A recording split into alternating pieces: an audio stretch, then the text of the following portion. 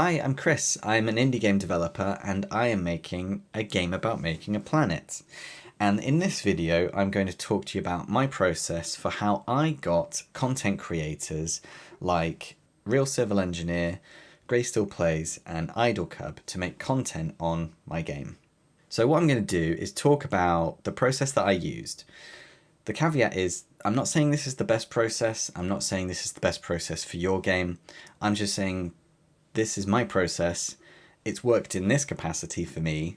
I'm going to go over why that is and what I'm going to do in the future as well, because the process kind of changes over time. And then after I've gone through about how to get content creators to cover your game, I'm going to give you some information about what's been happening with me and my game, because some really cool stuff has happened and it's been a while since I've kind of done a video progress update on the game. There's some really, really cool stuff that's happened and yeah, I just want to share that with you. So let's jump in first and talk about what the process is that I used for this game, a game about making a planet. I just use YouTube. And step one is find your nearest competitor. And in my case, a game about making a planet, the nearest competitor is a game about feeding a black hole. And we'll talk about that game a bit later as well. But yeah, basically, if you're making an incremental game, then you want to find your nearest competitor that's done well. So in my case, it's a game about feeding a black hole. It's done crazy well. I really loved that game. I played it and I wanted to kind of make my own version, make my own spin on that game. I thought, wow, I'm really into incremental games now after playing this game. I wonder what else is out there.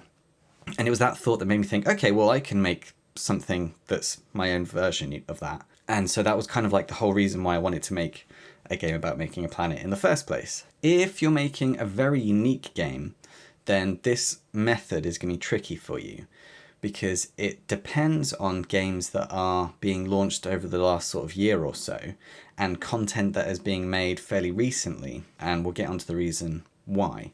So if you're making something like a Nodebuster clone and you're like, oh, well, Nodebuster's my nearest competitor, this method is going to be really tricky for you because Nodebuster was launched a few years ago and a lot of the content creators that made content on that aren't making content on Nodebuster anymore.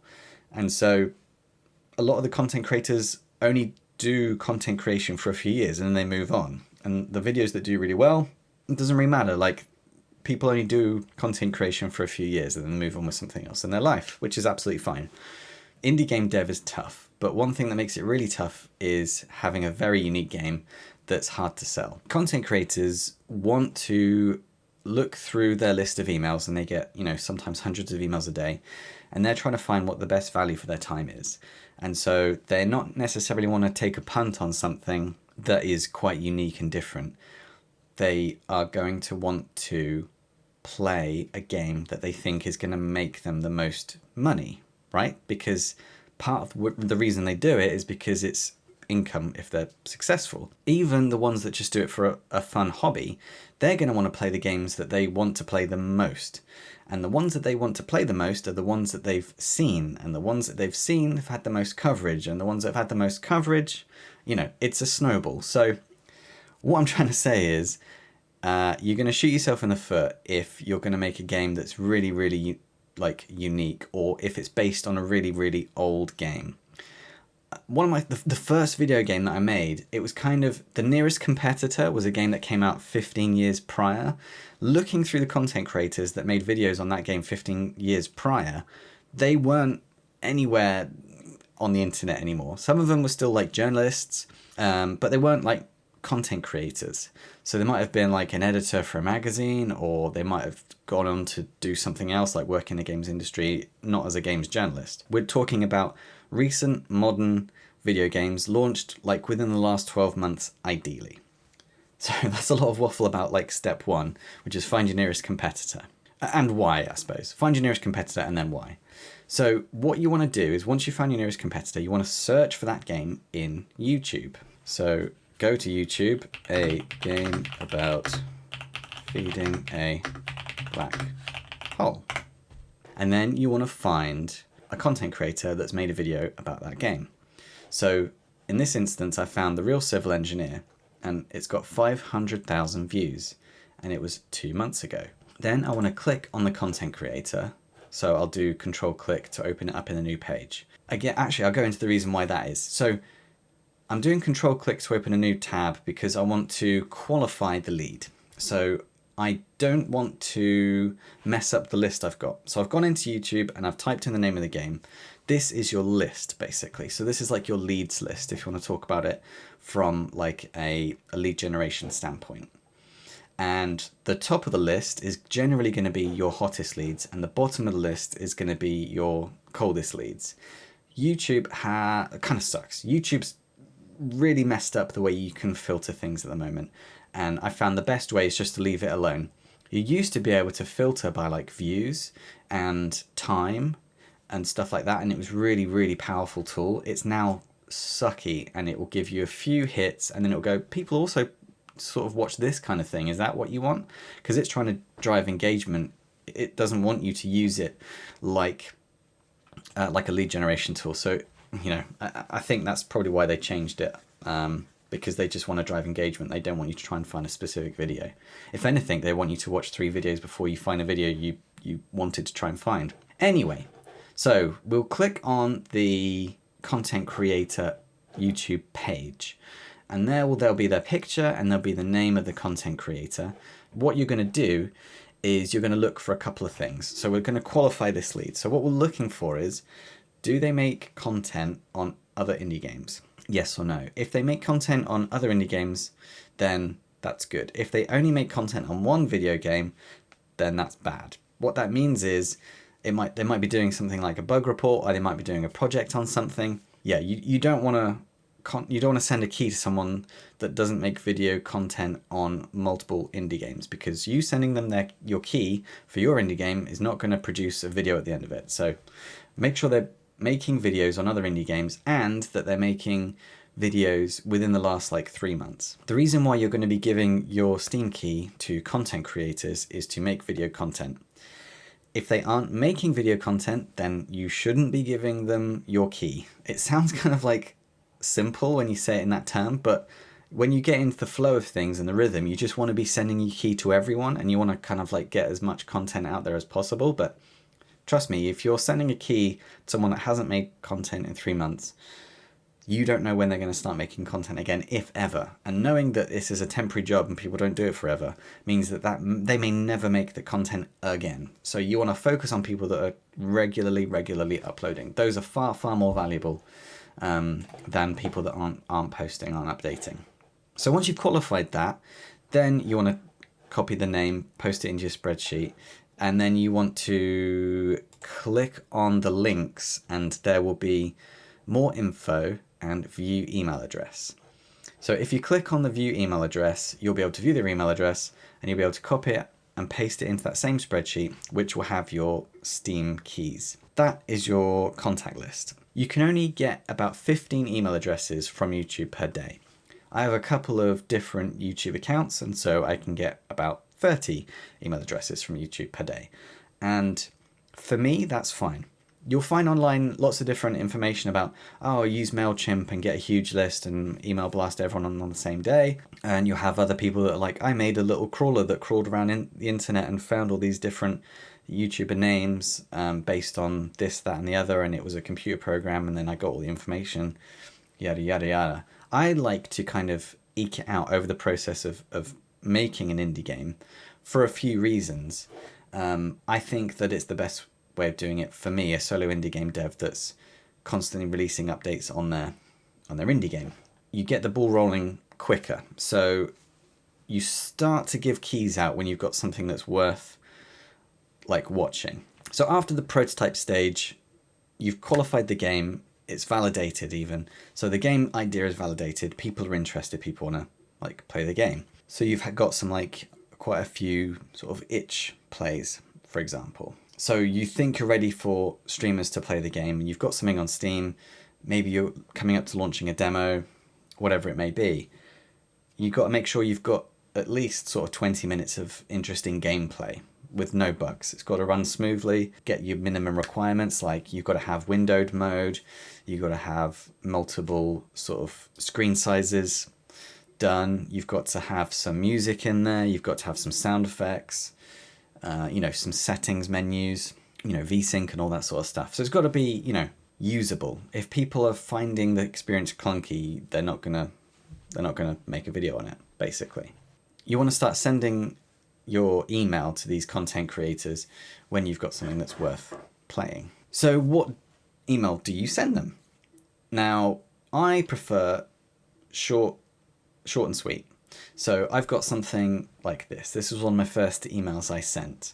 And so the title, it says Steam key. So as soon as the content creator is looking through their list of emails that they're getting every day, they're going to see that this contains a Steam key. And then the name of the game, and then the type of the game that is. So Steam key, a game about making a planet, incremental game. So that's going to be the first sort of filter that the content creator is going to do. Is like, what is this email contain and what is it about? So they know that it's a Steam key, they know what the name of the game is, and they know it's an incremental game. And then I do what a lot of publishers and large indie game studios can't do, is I use the word I. So, hi, I'm Chris. I'm an indie game dev, co-creator of 10 Bells. And, you know, the reason why I do that is to stand out from the crowd. So, you know, large publishing companies, they can't go, hi, I'm so-and-so and I'm doing this. They're working on behalf of someone, and on behalf of a conglomerate, on behalf of, you know, a company. And so I like to keep it personal because I'm a person sending a key to a person, and therefore I can use the word I. And that makes me stand out from the crowd. It makes it personal. I'm just someone that's trying to tell someone something, and that comes across a lot easier when you're using simple phrases like, hi, I'm Chris, I am an indie game dev, I am making a game. Then we've got a brief description of what the game is. So a game about making a planet is a short incremental game with a unique merging mechanic. Here is the Steam key. Here is the Steam page. Here is the press kit. And then a little bit of information to show them that it's worth their time. It's had nearly 5,000 plays on itch already, and the feedback has been really positive. Feel free to make whatever content you like with it.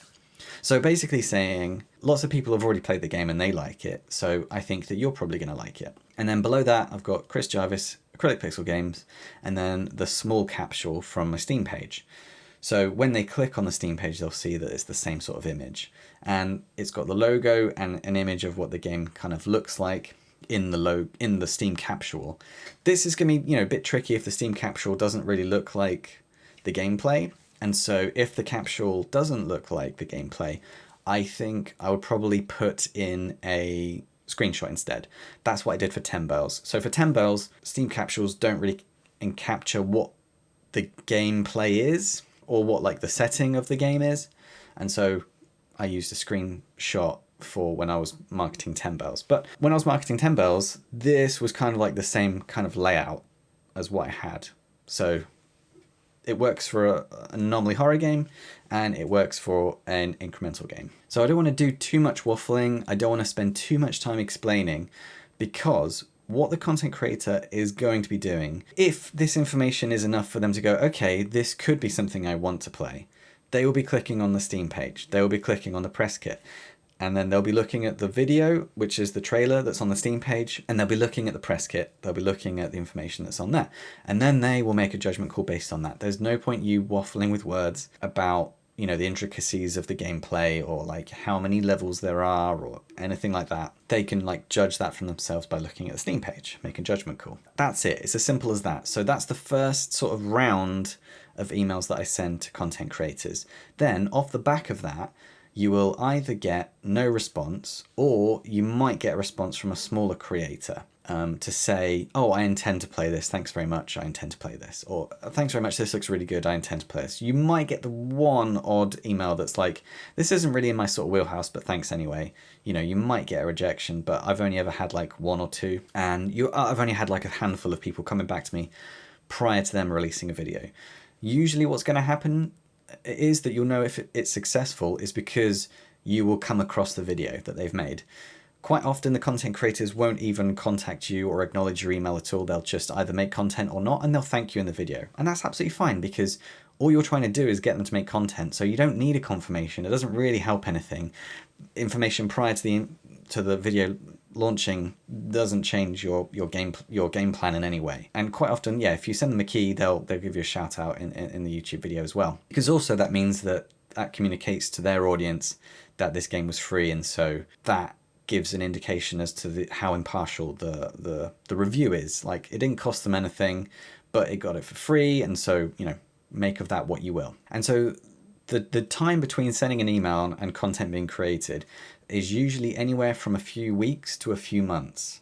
And so that is quite, when you're making a game, that feels like quite a long time, because it can, especially when you start sending out these emails, it can feel like a really long wait until there's actually any result whatsoever.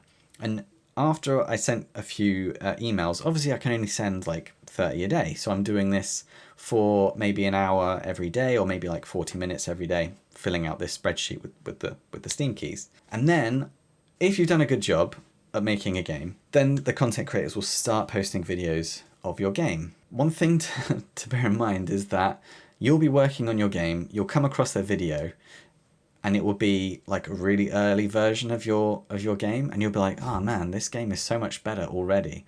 Why didn't I kind of wait until it was better? That's just not how it works. You got to get content creators making content of the game for you to get wish lists, and you got to get wish lists to know it's worth making the game. So that's a tricky one. I don't really know what the answer is to that. You know, when is the right time to send the emails? When you got something good to play. But by the time you watch that content, it's gonna be kind of sketchy. Anyway, so the early adopters are so good for indie game developers. The early adopters are people that will take a punt on your game when it hasn't got a reputation, and they're the people that just think it looks good off its own merit, so off the screenshots, off the trailer, and those are really cool, because quite often those can turn into the fans of the game. Like, the people that early on find the game and see it develop over time quite often stay all the way through the game and buy the game at the end of it, or will gift it to one of their friends. So YouTube creators that are looking at games just off their own merit, making content, you know, they're special people. So while you're making the game, you know, you can post on the YouTube video, you know, thanks for playing my game. You can like interact with the audience there, with people leaving comments, and you can give information like, oh, my game is, you know, I've got a new game mode launching really soon, or I'm launching a playtest really soon. So you can use that as a vehicle to give information that wasn't in the video as well. And also then it's worth sending like a follow-up email to the content creator saying, hey, thanks very much for covering the game. And then information that might be relevant, like, oh, I've now launched version 23 and it's got this, and that, if you wanted to make more content of the game in the future. Because quite often content creators will want to make 2 or 3 videos of your video game and chart the progress over time. More so, the difference between a demo and the full launch of the game. So I sent basically what is the playable demo of my game to content creators. So they were playing the equivalent of the demo prior to the demo being launched. And then when the game is near completion, I'll be sending them the complete version of the game, so that then they can play the full version of the game, which would be quite different to the demo, in the hopes that they'll make two videos, you know, one about the demo and one about the full version of the game, so that you get more coverage, basically. Once you've had a couple of content creators play the game, you can actually use that in your emails that you're then sending to more content creators. So in this example of an email, it's pretty much exactly the same, except I've put Idle Cub and Grey Still Plays have covered the game already. So that shows that other content creators think it's worth it. And so it's another reason for them to go, oh, if they're making content on this game, then that's a good reason for me to say, oh, it's probably worth making a video on, right? And they can go on to Grey Still Plays and go to Idle Club and see how many views those videos have got. Because again, those content creators want to make popular content, so they want to make content that's going to generate views.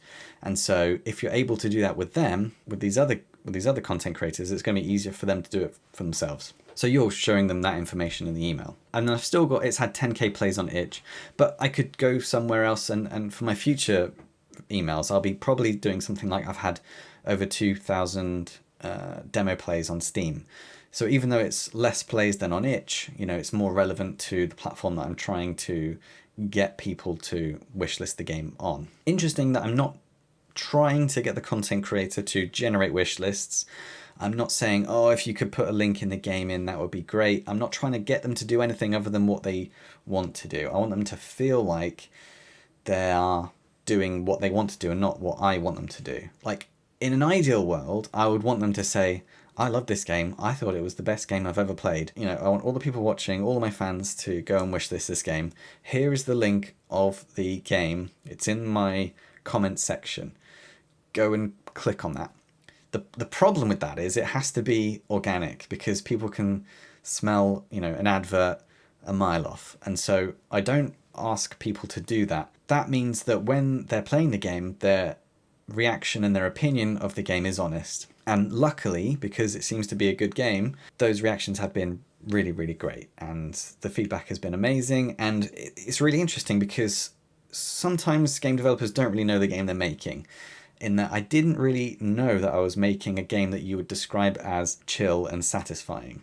Like, I know I was trying to aim for satisfying and kind of crazy and incremental, so like start off slow and then get crazy over time, but I didn't understand I was making a chill game. So people that would kind of enjoy the slower part of the game before they got to the crazier part of the game. So that's really interesting feedback. So that was something I kind of learned along the way and then lent into it. And then my game has progressed with that feedback in mind. So another reason why it's really good to get content creators to make content on the game as early as possible while there's something worth playing, for example, is that it can inform the actual game design itself. The email will evolve as I'm going.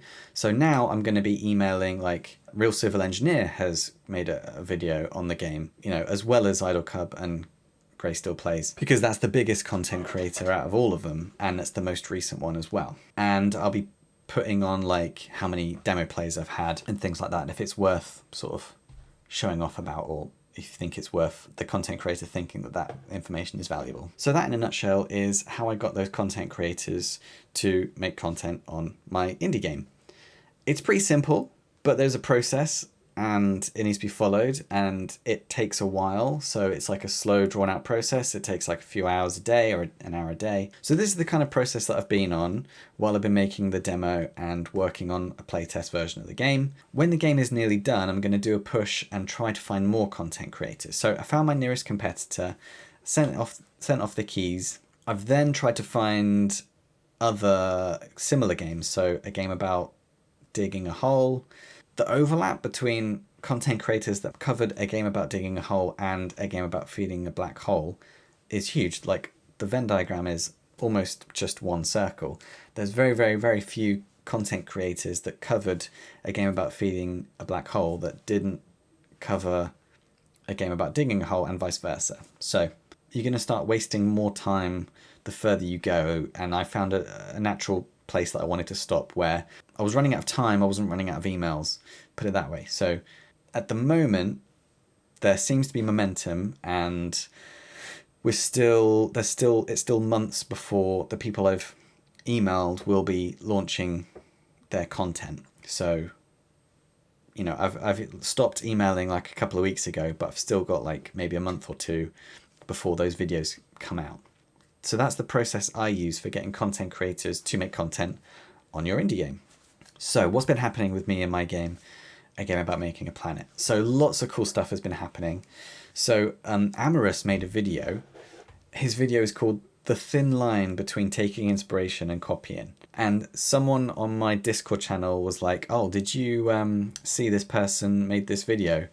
And I was like, no. And so I was saying, is it good? And they were like, they mention your game. And I was like, okay. And I saw the title of Thin Line Between Taking Inspiration and Copying. And I was like, and what's their take?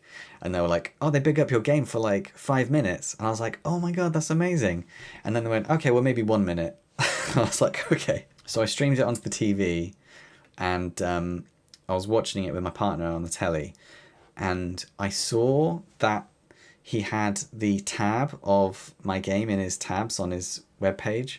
And I was like, okay, so he's going to talk about my game. So while I was watching, it started off when he was talking about... So yeah, he was talking about a game about fishing in the ocean, which seems to be... Yeah, I would class that as like ripping off the game idea. And then he started talking about my game. And yeah, my game was heavily inspired by a game about feeding a black hole, because I really enjoyed that game. And I thought people would want to play similar games or adjacent games to that game. I thought I'd love to make a game that, would go well in a bundle with that game. That was kind of like what I was thinking. And then luckily, Aarimous thought the same thing. So that's really cool. And I'd already spoken with Thornity, and I'd asked, questions in the Aarimous Discord and things like that. And I've had a few chats with Thornity about the game, and about incremental games in general. And so I knew that the vibe between us was good, but it was really, really validating to see Aarimous actually shout me out in a video and like think that that's a good version of, inspiration rather than copying. So that was a really surreal moment for me, and also a really nice one, because it felt like a relief, because I have had some comments on my game that have been not alarming. They've been quite critical of me making the game in the first place, and the things that are similar in my game to a game about feeding a black hole, they feel is disingenuous or like ripping off. I wanted to make a game inspired by that game, and the stuff that's very similar is inconsequential. So the stuff that's very similar is just the way like buttons are placed, and like the way that upgrades happen, and like UI triggers. And for me, my thought process always was like, when genres are like emerging, there are like these signposts that tell you that it's a specific subgenre. So like when I made 10 Bells, we understood that like having a number in the title was kind of like quite a specific thing. Obviously my title is fairly inspired by a game about digging a hole and a game about feeding a black hole. Again, like naming conventions, these are like signposts for subgenres. So they tell audiences about what the game experience is going to be. And so fans of that subgenre can easily find the content. That's kind of what I had in my mind when I was choosing to not change things. And then when I was deciding to change things, it was always based on how I can have a unique, fun, interesting experience, but within that subgenre. So things like UI and stuff was like, okay, well, people are just going to know how this UI is going to work if it's similar UI. And it's not like UI, what you can do with user interface has been done. There is nothing that no one is ever coming up with that's unique in UI, right? But the stuff that is unique, and the stuff that's interesting, and the stuff that people talk about, and the stuff that people will leave game reviews for, is like the interesting mechanics, like the interesting gameplay, and all the stuff that is different about my game is all the stuff that I think people are gonna, enjoy in the reviews. Like literally, one of the first reviews I've had on the demo is, I played this game because I thought it was like a game about feeding a black hole, but it's kind of different and I enjoyed it. I'm paraphrasing, but it's along those lines, and that's exactly it in a nutshell. That's exactly what I was going for. So I'm really happy that that's kind of landed with content creators, people watching the content, but also Aarimous itself. It was really, really cool to see that. So that's happened. So that was kind of like a crazy pinch me moment. What else has happened? I did a collab video with Joe from the Indie Game Clinic. He posted that he was reaching out to game developers about their processes for playtesting. He was looking for like people that had interesting anecdotes, and I had some interesting thoughts and processes and anecdotes, and so I filmed myself. I kind of like edited it a bit. I sent it off, and I thought, he's not going to use my stuff. He's going to use all those big indie game devs that have done crazy well, and my stuff won't get used. But it was a short amount of my time, but he used my stuff, and so I'm in the skill or indie devs must have video in Indie Game Clinic. Put my YouTube channel as a collaborator, and I got like the most amount of subscribers that I've ever got in any one day, which is like 21 subscribers. So that was amazing that I got so many subscribers just by helping out Joe with his video. I hope that people found that fun and interesting and took value from that. And it was a really fun experience. And watching the video is some really cool stuff that I took on as well. So it's like, oh man, I had never really thought about that either. One of the interesting points that I made that Joe also underlined was, if you are having trouble getting people to playtest your game, then maybe the game's crap. And that's a really hard thing to kind of ask yourself, but I've gone through it with Orbs. That game, I don't think the game's crap, but people didn't want to play it. And so there's a difference. There's a difference between making, you can make a good game and you can make a game that people want to try. And Orbs Orbs Orbs is not a game that people want to try for whatever reason. And the same goes with getting content creators to cover your game. So with Orbs Orbs Orbs, I did this process and people just didn't make any content about Orbs Orbs Orbs. Okay, so that told me that people didn't want to play the game because people don't want to make content on the game. That process worked for 10 Bells. It's got overwhelmingly positive status on Steam now. It's an anomaly horror game that I made. It's award-winning. So, that email process worked for that game. It fell completely flat on its face with Orbs Orbs Orbs, and so therefore the limiting factor there was the fact that it was the game. And so, again, it's been proved right with this latest game, a game about making a planet. So it goes for playtesting and also content creation. So if you struggle getting playtesters to playtest your game, and you struggle getting content creators to cover your game, it's the game, unfortunately. So that was a really cool thing that happened. So I got a message from AJ on my Discord. He was in Chris Zukowski's Discord, How to Market an Indie Game, and he did this Reddit post. So it was this post that he posted in Incremental Games. I sent 15 incremental game devs the same request. A few months ago, I did this on roguelites, and the community had a lot of fun with it. You can check out the roguelite version here. In an effort to encourage some outside-the-box thinking, rather than just gameplay GIFs, and surface some titles you might not have never heard of, I brought together 15 devs for a simple experiment with only 2 rules. The pitch must be 15 words or under. The pitch must not contain the name of the game. Think of it as speed dating, but for incremental games. 1 opening line to sell you on the vision the developer is going for. If the community likes the post, I'll also do a write-up of which pitches resonates with the incremental games subreddit the most. Yeah, AJ reached out to me, said, did you want to be involved in this? I thought, this sounds like a really cool idea. He actually put me as one of the games that are standouts for him in the bottom of the list. I saw the post and I was like, I was reading along and I was trying to find which game was mine. And I was like, wait, have I forgotten which game was mine? And then I realized that it was the last one, number 15. And I was like, oh no. Because I thought people are going to click on maybe the first 3, but people aren't going to click on number 15. And then I read, the list is a mix of recent releases, games with demos, and upcoming titles. Personally, 3, 4, 8, and 15 are standouts to me. Hopefully you find something that vibes with you. So I was like, yeah, I get a shout out from the actual creator of the post of their ones that stand out. So this was happening at the same time of watching the Aarimous video, and so it's been so cool just to have another piece of validation for the game, which has been great. I'm not going to go over the details or what results have happened off the back of this Reddit post, but that was just really cool thing to happen at that same time.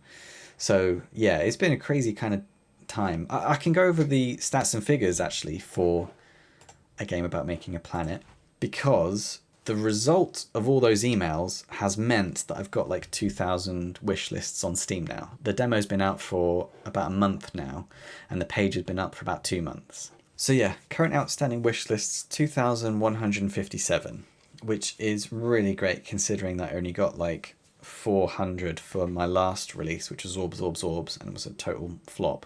So the fact that I can actually beat that this time is great. And the fact that I can get coverage and it can generate these wish lists is really, really cool. So the median playtime, if anyone's interested, on the demo is 28 minutes. And that's something that I'm kind of working on. I want it to be more closer to an hour, maybe 45 minutes. For an incremental game, 28 minutes isn't bad at all. But I'm launching a new game mode for the demo fairly soon. And it also has a new upgrade. So you can get a bit more playtime out of the game. Oh man, I'm coming up to 5,000 downloads for the demo now, and 3,200 plays on the demo, which is really cool. That's interesting. So nearly 5,000 downloads on the demo, but 2,000 wish lists.